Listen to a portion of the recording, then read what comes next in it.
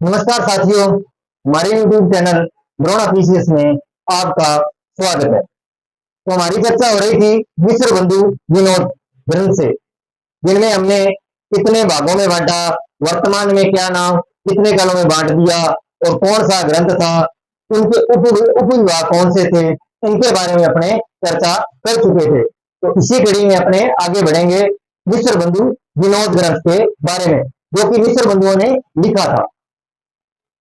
अब देखो आगे हमने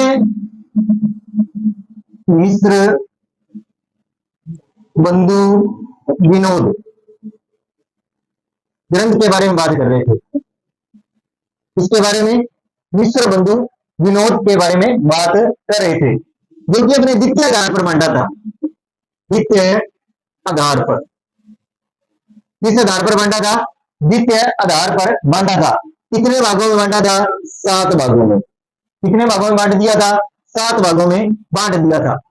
उसमें अपने जो 7 नंबर लिखा था नूतन काल, कौन सा काल लिखा था? नूतन काल। नूतन काल लिखा था। उससे पहले 6 नंबर पर मैंने लिखा था वर्तमान काल। वर्तमान काल। अब क्या क्या वर्तमान काल, वर्तमान काल को मिस्र बंधुओं ने 2 भागों में बांटा। वर्तमान काल को कितने भागों में बांटा? 2 भागों। कितने भागों में बांटा? 2 भागों। मिस्र बंधु विनोद के अंदर द्वितीय आधार पर अगर अपने काल विभाजन किया था तो कितने भागों में किया था? 7 भागों में। 7 अपना नंबर कौन सा था? नूतन काल। और 6 नंबर पर मैंने क्या लिखा था? वर्तमान काल। और वर्तमान काल को कितने भागों में बांटा? 2 भागों में बांटा। किस ग्रंथ के आधार पर? मिस्र बंधु विनोद ग्रंथ के आधार पर। इसका जो पहला भाग और दूसरा भाग, पहला भाग और दूसरा भाग। पहला भाग पूर्व हरिश्चंद्र, पूर्व हरिश्चंद्र काल, पूर्व हरिश्चंद्र काल। पहला काल कौन सा था? पूर्व हरिश्चंद्र काल, 1926 से 35 तक।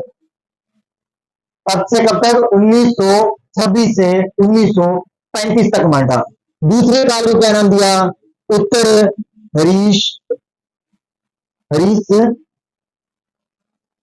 हरिश्चंद्र, उत्तर हरिश्चंद्र।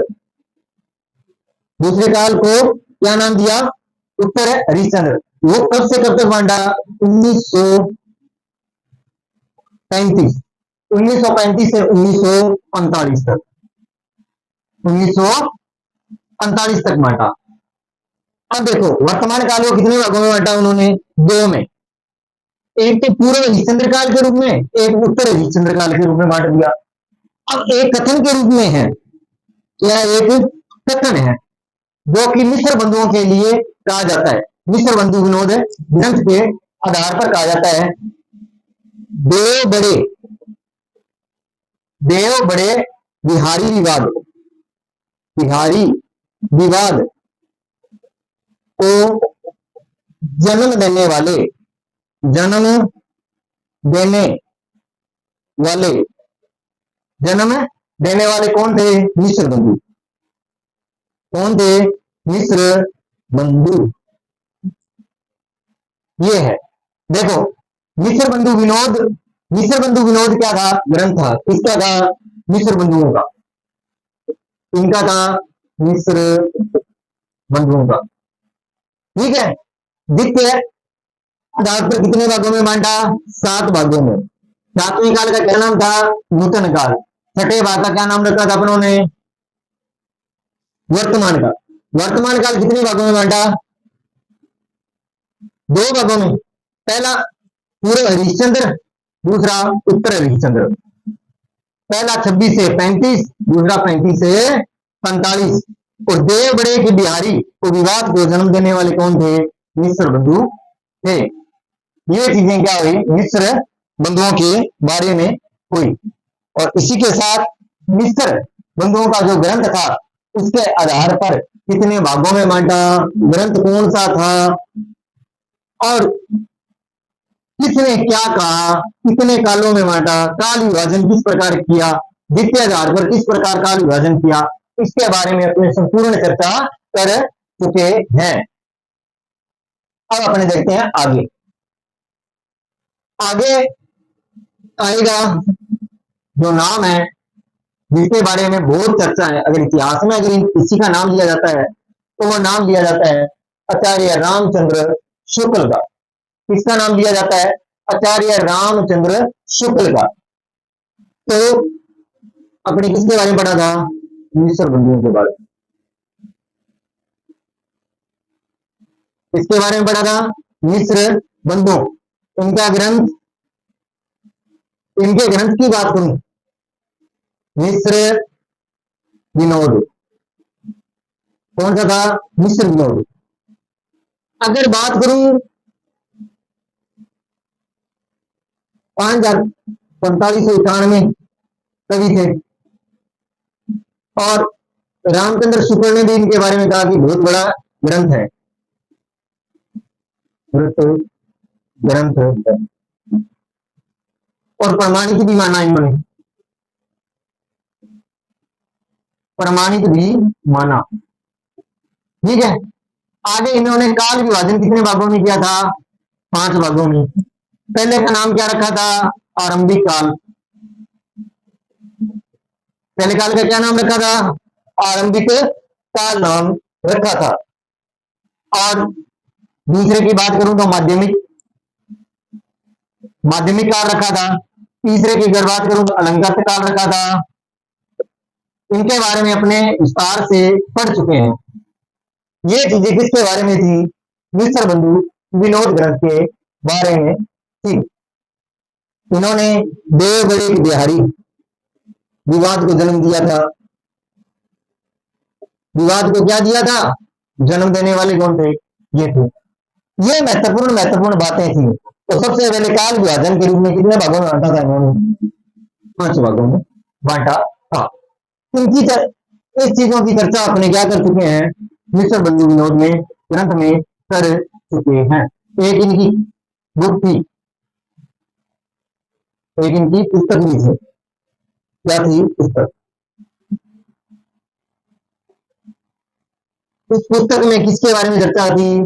तुलसीदास, सूरदास, उनके बारे में क्या थी? चर्चा थी। तो ये चीजें अपने किसके बारे में पढ़ चुके हैं? मिश्र बंधुओं के बारे में पढ़ चुके हैं। तो आगे अपने जिनकी चर्चा करेंगे उनका नाम क्या है? आचार्य रामचंद्र शुक्ल।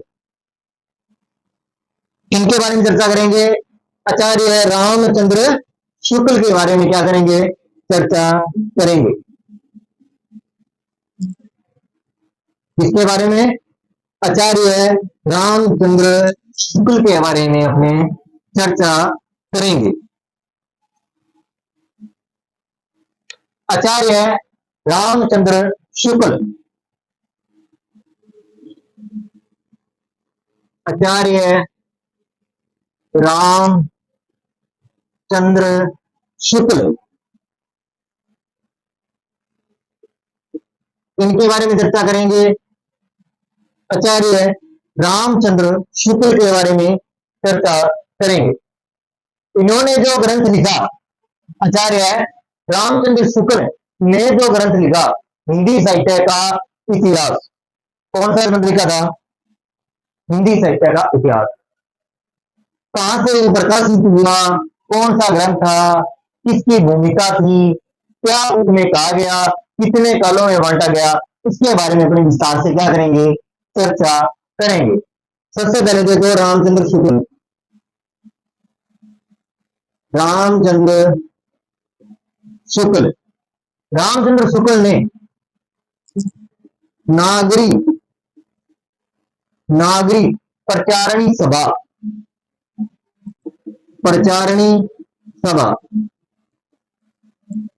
नागरी प्रचारणी सभा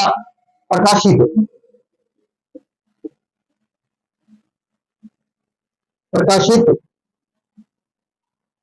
हिंदी शब्द सागर, हिंदी शब्द सागर, हिंदी शब्द सागर की भूमिका, हिंदी शब्द सागर की भूमिका की भूमिका, हिंदी शब्द सागर की भूमिका के रूप में,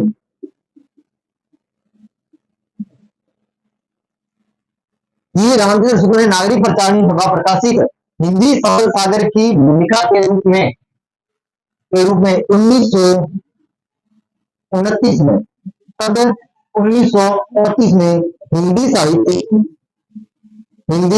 साहित्य हिंदी साहित्य का इतिहास लिखा। क्या लिखा? हिंदी साहित्य का इतिहास लिखा। कब लिखा? 1929 में। प्रकाशित किस रूप में लिखा था? हिंदी शब्द सागर के रूप में। प्रकाशित कहां से हुआ था? नागरिक प्रचारणी सभा। और कब प्रकाशित हुआ था? 1929 में प्रकाशित हुआ था। रामचंद्र शुक्ल ने नागरिक प्रचारणी सभा प्रकाशित हिंदी सभा सागर की भूमिका के रूप में कब प्रकाशित करवाया था? 1929 में। किस नाम से? हिंदी साहित्य के इतिहास के नाम से। अब देखो आगे क्या था इसमें। शुक्ल जी ने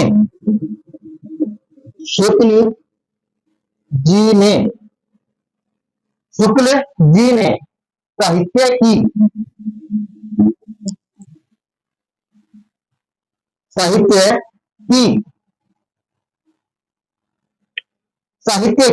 शुक्ल जी ने साहित्य की जन साहित्य की शुक्ल जी ने साहित्य की जनता की चितवृत्तियां जनता की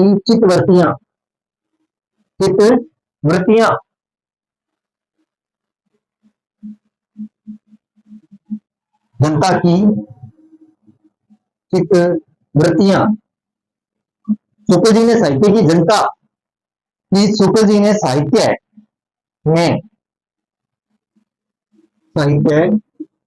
में जनता की चितवृत्तियों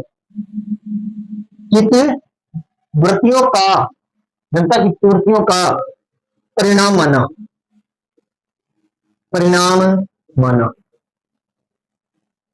कि शुक्ल जी ने साहित्य में जनता की चितवृत्तियों का क्या माना है? परिणाम माना है। साहित्य में क्या माना? जनता की चितवृत्तियों का परिणाम माना है कि उन्होंने जनता की जो चितवृत्तियां हैं उन्हें क्या बताया? साहित्य बताया। ग्रंथ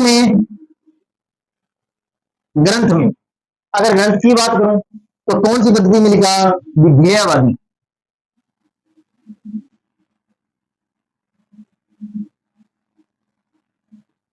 कौन सी पद्धति में लिखा? विधेयवादी पद्धति में। विधेयवादी पद्धति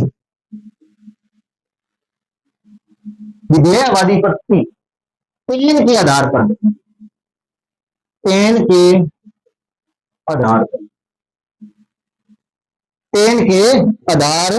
पर किस आधार पर लिखा था? विधेयवादी पद्धति पेन के आधार पर लिखा था। तो देखो रामचंद्र शुक्ल ने नागरिक प्रचारणी में प्रकाशित हिंदी सभा सागर की भूमिका के रूप में लिखा था। किस रूप में लिखा था? हिंदी सभा सागर की भूमिका। तब 1929 में, जिसे क्या नाम दिया गया? हिंदी साहित्य का इतिहास नाम, हिंदी साहित्य इतिहास के इतिहास लिखा के नाम से बाद में परिवर्तित कर दिया गया। शुक्ल जी ने साहित्य में जनता की चितवृत्तियों का परिणाम माना है। ग्रंथ में कौन सी पद्धति? विधेयवादी पद्धति पेन के आधार पर। किसके आधार पर? पेन के आधार पर लिखा। तो देखो रामचंद्र शुक्ल ने नागरिक प्रचारणी सभा में प्रकाशित हिंदी सभा सागर की भूमिका के रूप में 1929 में हिंदी साहित्य का इतिहास लिखा। शुक्ल जी ने साहित्य में जनता की चितवृत्तियों का परिणाम माना कि जो जनता की जो चितवृत्तियां हैं वही क्या है? साहित्य बताया। वही क्या बताया? साहित्य बताया। चितवृत्तियों का परिणाम माना।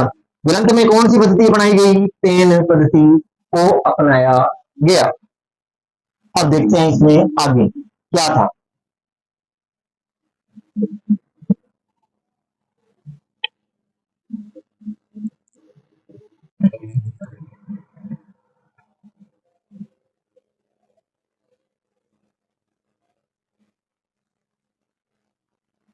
अब देखो आगे, अब बात करते हैं आगे। अब अगर आगे बात करें, उन्होंने 3 बिंदुओं पर बल दिया।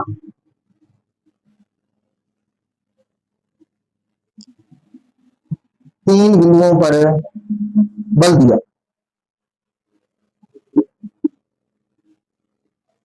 बल दिया, कितने बिंदुओं पर बल दिया? 3 बिंदुओं पर बल दिया। वो 3 बिंदु कौन से थे? पहला था जाति, दूसरा था वातावरण, दूसरा क्या था? वातावरण, ऑफिशियल राशन। इन पर उन्होंने विशेष कर बल दिया था। 3 बिंदु कौन से थे? जाति, वातावरण और क्षण। विशेष पर इतिहास। इन 3 बिंदुओं पर बल दिया, जाति, वातावरण और क्षण विशेष। इन्होंने अपना इतिहास का प्रत्येक कालखंड, ये तो इन तीनों पर बल दिया, एक तो ये चीज ध्यान में रखनी है। इन पर बल दिया था जाति, वातावरण और क्षमता के आधार। कालखंड की, आगे इन्होंने लिखा कालखंड, किसके आधार पर? कि कालखंड की विभिन्न विभिन्न परिस्थितियों, विभिन्न परिस्थितियों, विभिन्न परिस्थितियों का विवेचन, का विवेचन, का विवेचन करते हुए, करते हुए, का विवेचन करते हुए तत्कालीन, करते हुए तत्कालीन काव्य प्रवृत्तियां, काव्य प्रवृत्तियां, प्रवृत्तियां, काव्य प्रवृत्तियों की चर्चा की, चर्चा की। कि कालखंड की विभिन्न परिस्थितियों का विवेचन करते हुए उन्होंने तत्कालीन काव्य प्रवृत्तियों की क्या की थी? चर्चा की थी। इन्होंने रामचंद्र शुक्ल ने, कहते हैं कि जो विभिन्न, जो तत्कालीन काव्य जो लिखा जा रहा था, उन पर भी उन्होंने क्या की थी? चर्चा की थी कि किस प्रकार का साहित्य लिखा जाए। उन्होंने जो तत्कालीन काव्य प्रवृत्तियां लिखी जा रही थी, उन पर भी क्या किया था? उन्होंने चर्चा अपने साहित्य में की थी। क्या की थी उन्होंने? इसके बारे में भी क्या की थी? चर्चा की थी। शुक्ल जी ने अपने पूर्ववर्ती, शुक्ल जी ने, आगे बढ़ेंगे, देखो 3 बिंदु कौन से माने? जाति, वातावरण और क्षण। उन्होंने बल दिया कालखंड की विभिन्न परिस्थितियों का विवेचन करते हुए उन्होंने तत्कालीन काव्य की प्रवृत्तियों की भी क्या की थी? चर्चा की थी। इन्होंने आचार्य रामचंद्र शुक्ल, रामचंद्र शुक्ल, इन्होंने चर्चा की थी। रामचंद्र शुक्ल ने चर्चा की थी। बात समझे? 3 बिंदु कौन से थे? जाति, वातावरण, क्षण और कालखंड की विभिन्न परिस्थितियों का विवेचन करते हुए तत्कालीन काव्य की प्रवृत्तियों पर भी क्या की थी? चर्चा की थी। किसने? आचार्य रामचंद्र शुक्ल ने। अब चलते हैं आगे।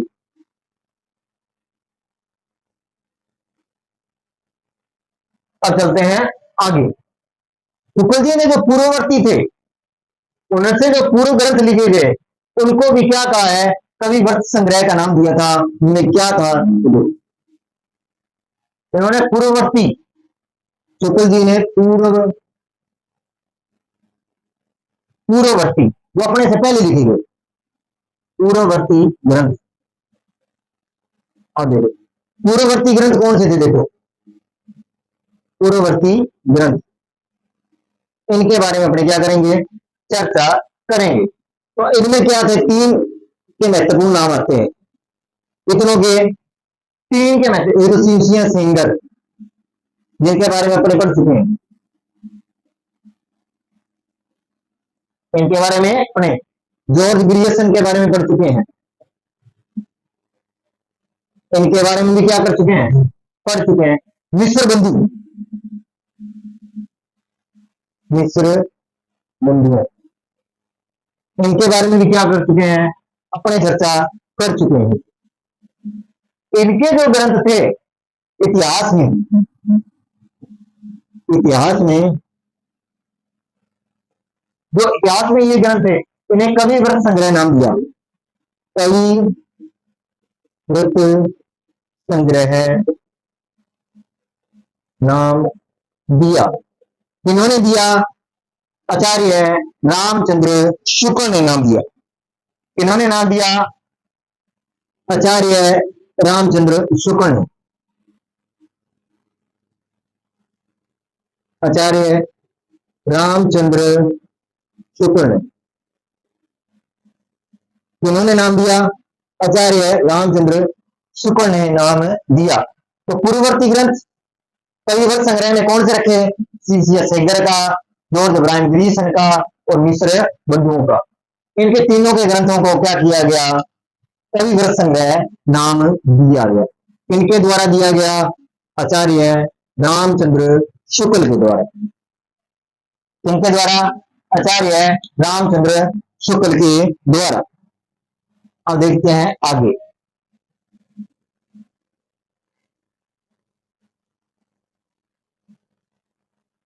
आगे इसमें देखो, आगे अगर मैं बात करूं तो जो महत्वपूर्ण बात है वो तो अब आने वाली है कि हिंदी साहित्य इतिहास को 9 वर्षों के इतिहास में 4 भागों में बांटा। 900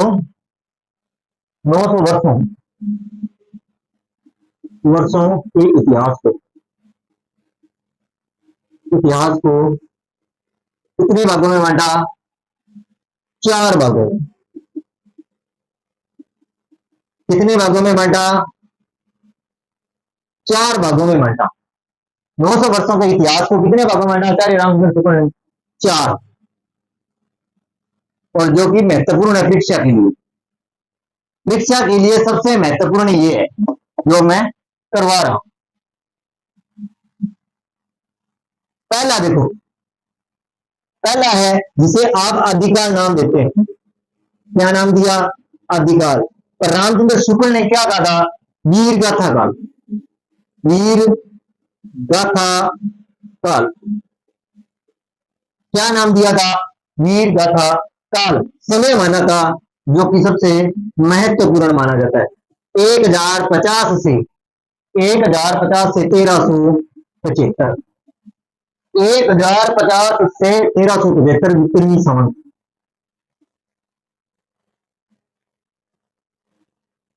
ये माना था। अब आदिकाल को क्या नाम दिया था रामचंद्र शुक्ल ने, वीर गाथा काल। समय 1050 से 1375 विक्रमी संवत। अब बात करूं मैं दूसरे की, अपने नाम लिखते हैं भक्ति काल। कौन सा काल, भक्ति काल। क्या नाम लिखते हैं, भक्ति काल। अपने तो भक्ति काल लिखते हैं, वीर गाथा काल। पर अपने ने इन्होंने इससे पहले एक नाम और आया था जिसका नाम था पूर्व मध्य काल। क्या नाम आया था, पूर्व मध्य काल। क्या नाम आया था, पूर्व मध्य काल। इन्होंने क्या नाम दिया था, भक्ति काल। क्या नाम दिया था, भक्ति काल। क्या नाम दिया, भक्ति काल। और इसका समय क्या रखा, 1375 से 1700 विक्रमी संवत। दूसरे काल का क्या नाम रखा था, भक्ति काल 1375 से, जिसे इतिहासकारों ने क्या नाम दिया था, पूर्व मध्य काल। क्या नाम दिया था, पूर्व मध्य काल। कौन सा नाम दिया था, पूर्व मध्य काल। अगर बात करूं तीसरे की, तीसरा काल था उत्तर मध्य काल। उत्तर मध्य काल। तीसरा काल का क्या नाम था, उत्तर मध्य काल। इन्होंने रीति का नाम दिया था।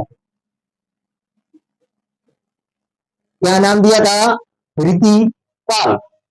आचार्य रामचंद्र शुक्ल ने क्या नाम दिया था, रीति काल। और इसका समय था 1700 से 1900 विक्रमी संवत। क्या नाम दिया था? रीति काल। और समय क्या था? 1700 से 1900 विक्रमी संवत। अब बात करें चौथी की, किसकी बात करने जा रहा हूं? जिसे नाम दिया आधुनिक काल। और रामचंद्र शुक्ल ने भी क्या नाम दिया था? गद्य काल नाम दिया। क्या नाम दिया? गद्य काल नाम दिया था। और ये थे 1900 से 1984, 1900 से 1984 विक्रमी संवत। ये चार भाग किसने बताए थे? आचार्य रामचंद्र शुक्ल ने बताए थे। कौन कौन से? पहला काल जिसे अपने आदिकाल कहते हैं, रामचंद्र शुक्ल ने क्या नाम दिया था? दीर्घाथा काल।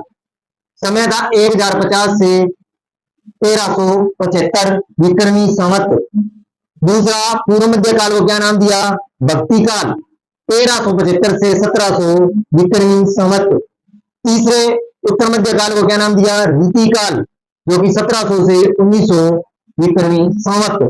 आधुनिक काल को क्या नाम दिया था? गद्य काल, 1900 से 1984। आपको कंफ्यूज कौन से करेंगे ये दो नाम? आदिकाल को दीर्घाता काल और आधुनिक काल को क्या नाम दिया था? गद्य काल। कौन सा नाम दिया था? गद्य काल नाम दिया था। कौन सा काल नाम दिया था? गद्य काल नाम दिया था। देखो, पहला काल आदिकाल, आदिकाल को क्या नाम दिया? दीर्घाता काल। दूसरा पूर्व मध्य काल, जिसे क्या नाम दिया गया? भक्ति काल, 1375 से 1700 विक्रमी संवत। तीसरा उत्तर मध्य काल रीति काल, 1700 से 1900। आधुनिक काल क्या नाम क्या दिया? गद्य काल, 1900 से 1984 विक्रमी संवत। यह कितने भागों में बांटा? किसने बांटा? आचार्य रामचंद्र शुक्ल ने बांटा था। इन्होंने बांटा? आचार्य रामचंद्र शुक्ल ने। तो कितने भागों में बांटा? 4 भागों में बांटा था।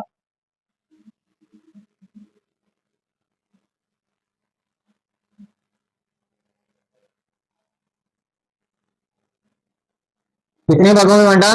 4 भागों में बांटा। अब देखते हैं इसमें आगे। इन्होंने कालों का नामकरण प्रधान प्रवृत्ति व प्रसिद्ध ग्रंथों के आधार पर किया था। इन्होंने जो कालों का जो नामकरण किया था, वो प्रधान जो प्रवृत्तियां थी वह प्रसिद्ध जो ग्रंथ थे उनके आधार पर किया था। तो ये लाइन लिखो आप, इन्होंने इन्होंने इन्होंने कालों का नामकरण,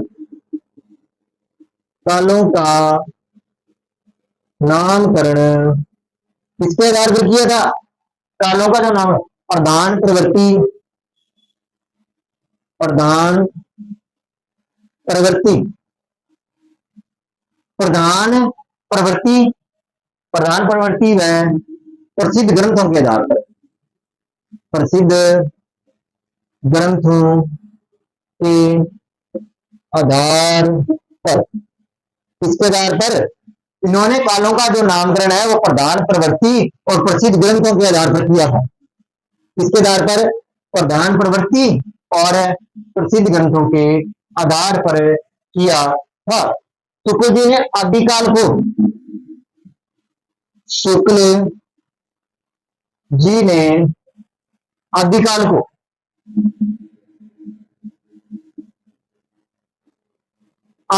को शुक्ल जी ने आदिकाल को अपभ्रंश काव्य, अपभ्रंश अपभ्रंश काव्य,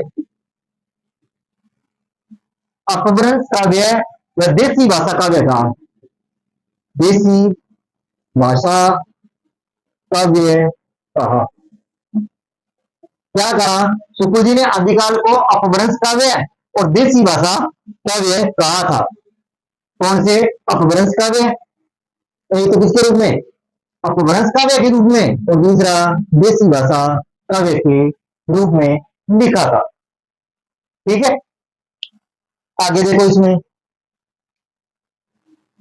अगर मैं बात करूं इसमें आगे से, तो आचार्य शुक्ल ने, शुक्ल जी ने, शुक्ल जी ने आदिकाल का समय, आदिकाल का समय कि शुक्ल जी ने जो आदिकाल का जो समय है वो महाराजा भोज, महाराजा भोज, महाराजा जो भोज है के समय अमीर, भोज के समय अमीर देव से माना है, अमीर देव से माना है। क्या है कि शुक्ल जी ने आदिकाल का जो समय है वो कहां से माना, महाराजा भोज के समय से, कहां से, भोज के समय से, के समय अमीर देव के समय के, अमीर देव से माना है, कहां से माना है, अमीर देव के समय से माना है। तो देखो इन्होंने कालों का जो नामकरण किया वो किसके आधार पर किया था, प्रधान प्रवृत्ति, किसके आधार पर, प्रधान प्रवृत्ति प्रसिद्ध ग्रंथों के आधार पर किया। शुक्ल जी ने आदिकाल का, आदिकाल को अपभ्रंश काव्य, वैदेशिक भाषा काव्य कहा। शुक्ल जी ने आदिकाल का समय महाराजा भोज के समय अमीरदेव से माना, किससे माना, अमीरदेव से माना। अब इसमें देखते हैं आगे शुक्ल जी ने क्या बताया है, आगे शुक्ल जी ने क्या बताया है।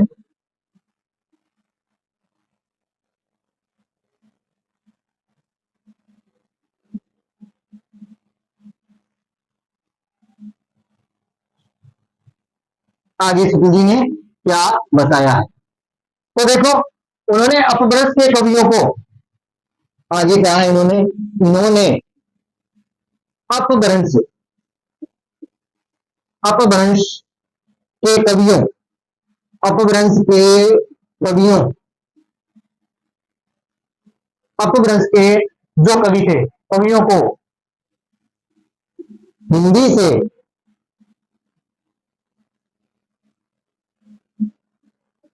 हिंदी से, हिंदी से बाहर करने में, बाहर करने में महत्वपूर्ण भूमिका निभाई, महत्वपूर्ण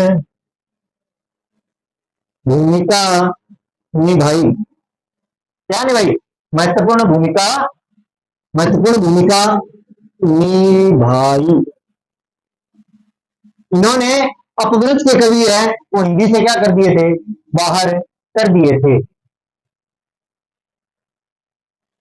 आगे अगर मैं बात करूं, आगे की अगर मैं बात करूं, आगे की अगर बात करूं तो शुक्ल जी ने आदिकाल निम्नलिखित 12 रचनाओं को बांटा।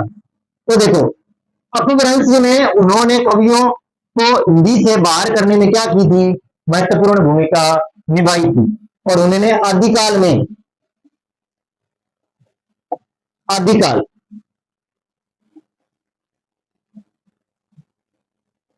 आदिकाल में 12 रचनाओं को, कितनी रचनाओं को, 12 रचनाओं को 2 भागों में बांटा, 2 भागों में बांटा। कितने भागों में बांटा, 2 भागों में बांटा। आदिकाल की 12 रचनाओं को, तो आदिकाल में कितनी रचनाओं को मैंने तभी उन्होंने 12 रचनाओं को, और उसमें कितने भाग बताए, 2 भागों में बांट दिया। कितने भागों में बांटा, तो उन्होंने अपभ्रंश कवियों को हिंदी से दूर करने में महत्वपूर्ण भूमिका निभाई और उन्होंने 12 रचनाओं को कितने भागों में बांट दिया, 2 भागों में बांट दिया। तो देखो कितने, 2 भागों में बांट दिया। कितने भागों में बांटा, 2 भागों में बांट दिया। कितने भागों में बांटा, 2 भागों में बांटा। तो देखो रामचंद्र शुक्ल, रामचंद्र शुक्ल का जो ग्रंथ था हिंदी साहित्य का इतिहास, नागरिक प्रचार की सभा हिंदी शब्द सागर के रूप में प्रकाशित हुआ, 1929 में प्रकाशित हुआ, ठीक है। और उन्होंने जनता की चुनौतियों को ध्यान में रखकर चयन पद्धति के आधार पर और तत्कालीन और उन्होंने 3 बातों पर बल दिया था, जिसमें जाति थी, वातावरण था और क्षण विशेषता पर ध्यान दिया। तो पूर्ववर्ती अपने जो पढ़ के आए हैं साहित्यकार, उनका उन्होंने कवि व्रत संग्रह नाम दिया, जिसमें शीर्षिया सेगर थे, जॉर्ज अब्राहिम ग्रीसन थे और मिस्र बंधु थे। इन्होंने 4 भाग बांटे। हिंदी साहित्य 9 वर्षों कितने भागों में बांटा? 4 भागों में बांटा। आदिकाल को वीरगाथा काल का, उत्तर मध्यकाल को भक्ति काल नाम दिया, पूर्व मध्यकाल को भक्ति काल, उत्तर मध्यकाल को रीति काल और आधुनिक काल को गद्य काल नाम दिया था।